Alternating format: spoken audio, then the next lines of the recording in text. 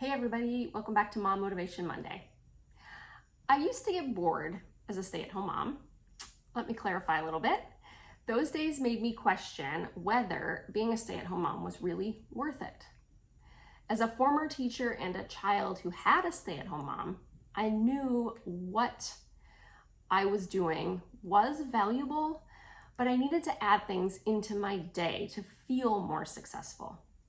This quick tip that I'm going to share with you in this video helped guide my interactions with my son, my oldest, and helped encourage me to see the things I was already doing with him to encourage his development.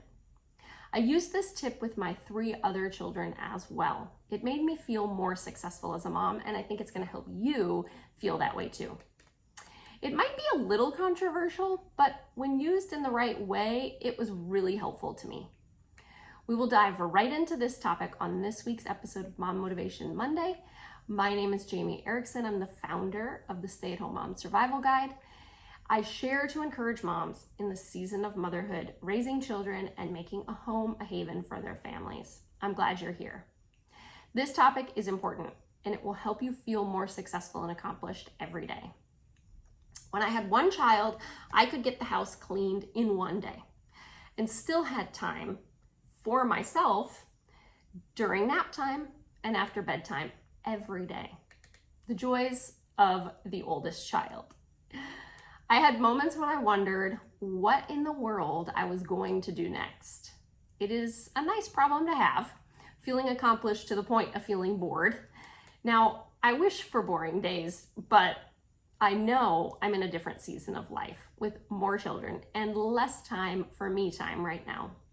It won't last forever, it never does. And I know it's a busy season of life, but it's still a blessing. I used this tip for maximizing my time at home as a stay-at-home mom to make sure I was being mindful of all the ways I could teach my children to prepare them for school. Homeschooling was not on my radar at this point, but this is really helpful if you do homeschool as well.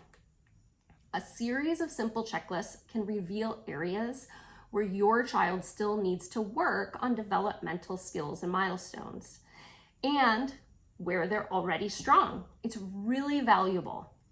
There's no need to obsess over assessment, but using them here and there to help guide your activities at home as a stay-at-home mom has only helped my children be over-prepared for school when they started kindergarten.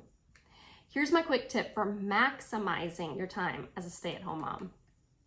Download a developmental checklist for your child and check out what skills they have mastered or still need to work on. Don't stress the ages listed for mastery, but use them as a guide for interactions and activities. Really, don't stress it. I use checklists from the Centers for Disease Control website when my children are infants and toddlers. I have them linked in the blog post with the full transcript of this video for you to make it really easy. The link is in the video description, so you can go there right after you're done watching this. When my children are preschool age, I use an assessment form that I used when I was teaching preschool. I also have an assessment form for children who are getting ready to go into kindergarten. They helped me prepare my son for kindergarten, and they were important for helping me check that I was preparing my daughter well with our homeschool preschool activities. So let's talk about when to use assessment forms. Children take time to learn new skills, and some need more time than others. That's just a fact. I use these assessment forms about every 6 months. When I was focusing on my homeschool preschool lessons with my oldest daughter, I used the preschool assessment form in the fall as we started, just before we started.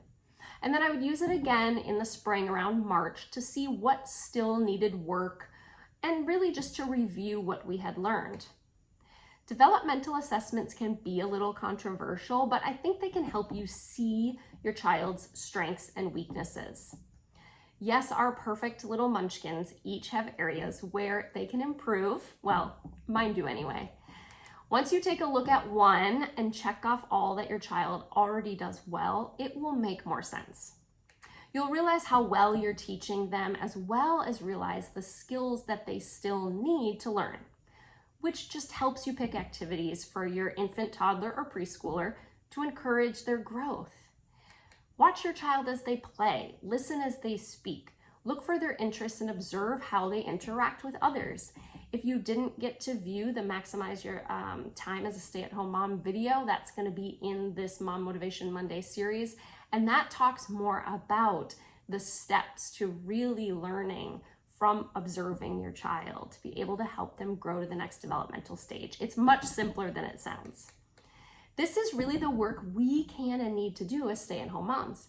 We have a unique ability to have a whole picture of our child's strengths and weaknesses because we spend so much time with them at home. That really is such a benefit. Even now with older children, I see how that time spent really is an investment in our family and each of my children. What tips do you have for maximizing your time as a stay-at-home mom? What do you do to really fill the days with quality time together? You're invited to subscribe to the Stay-at-Home Mom Guide here on YouTube. Please like and share this video to help other mothers gain insights and encouragement for the season of motherhood. Follow the Stay-at-Home Mom Guide by email and get access to those freebies. The link is in the blog post linked in the video description. I'll see you guys next week. Have a great week ahead.